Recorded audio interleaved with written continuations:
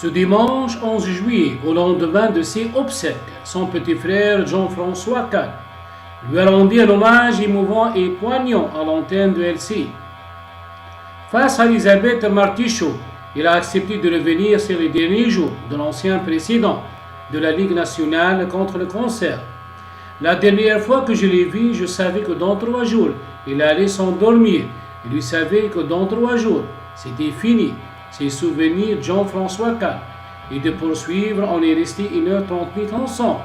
Et pendant 1h30, on n'a pas resté de rire aux éclats en évoquant des souvenirs communs. Jean-François Kahn s'est ensuite remémoré une amusante anecdote au sujet de son frère. Il lui a fait une demande quelque peu cocasse. Avant de s'en aller, une semaine avant, il savait que c'était fini. Il m'a demandé de lui apporter une bonne bouteille de Bourgogne, un vieux comté, des cerises. On a pris un plaisir fou. C'est d'ailleurs extraordinaire. À une semaine de la mort, le plaisir que se lisait dans ses yeux à la vie d'un bon Bourgogne et d'un bon comté, a confié le fondateur de Marianne. Un rapport bien particulier à la mort, comme l'a rappelé le petit frère d'Axel Kahn.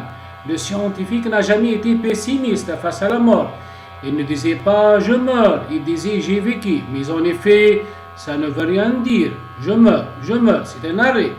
Ce qui est formidable, c'est qu'on a vécu. Ce n'est pas la mort qui est terrible, c'est la joie d'avoir vécu tout ça, a philosophé Jean-François Kahn jusqu'au bout, et même s'il était plus affaibli à la fin de sa vie. Axel Kahn s'est accroché, j'ai trouvé absolument admirable ce qu'il a apporté à tous les Français dans la façon de corriger notre rapport à la mort.